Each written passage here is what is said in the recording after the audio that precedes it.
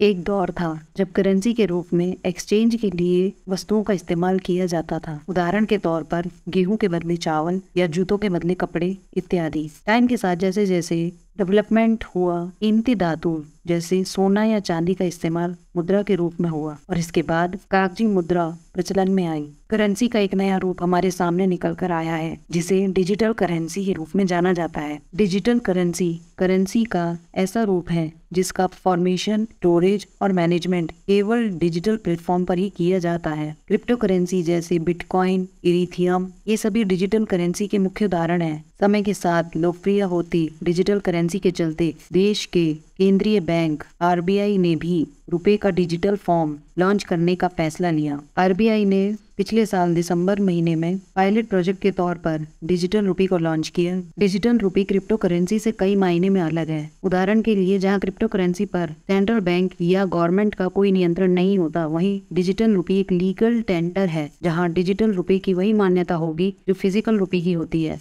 Digital रुपए को RBI द्वारा जारी किया जाएगा, लेकिन आम लोग इसे बैंकों के माध्यम से प्राप्त कर सकेंगे। इस प्रक्रिया के लिए पायलट प्रोजेक्ट के तौर पर पहले देश के 4 बड़े शहरों मुंबई, बेंगलुरु, नई दिल्ली और भुवनेश्वर तथा 4 बैंकों SBI, yes bank, ICICI bank और आईडीएफसी फर्स्ट बैंक का चुनाव किया गया है। अब आप सोच रहे होंगे कि डिजिटल रुपए और यूपीआई में क्या अंतर है। हम दिन भर में पेमेंट के लिए न जाने कितनी बार यूपीआई या भीम, गूगल पे, फोन पे जैसी ऐप्स का इस्तेमाल करते हैं, लेकिन ऐसे में यह प्रश्न उठना लाजमी है कि डिजिटल रुपया कैसे इनसे अलग है। तो यहाँ आपको ये बता दें, यूपीआई कोई डिजिटल करेंसी नहीं है, बल्कि यह पेमेंट का एक मीडियम है। जब भी आप गूगल पे, फोन पे जैसी किसी ऐप से भुगतान करते हैं तो यह भुगतान आपके बैंक खाते में मौजूद फिजिकल करेंसी के एवज में होता है। उदाहरण के तौर पर जब आप यूपीआई माध्यम से किसी मर्चेंट को 1000 रुपए का भुगतान करते हैं तो अंततः यह भुगतान आपके बैंक द्वारा मर्चेंट के बैंक को भौतिक मुद्रा के रूप में किया जाता है। दूसरे शब्दों में, आप गूगल पे या फोन पे जैसी ऐप से तभी पेमेंट कर सकेंगे जब उस मूल्य की फिजिकल करेंसी आपके बैंक में मौजूद हो, जबकि डिजिटल मुद्रा की स्थिति में ऐसा नहीं होता है। डिजिटल रुपए का मूल्य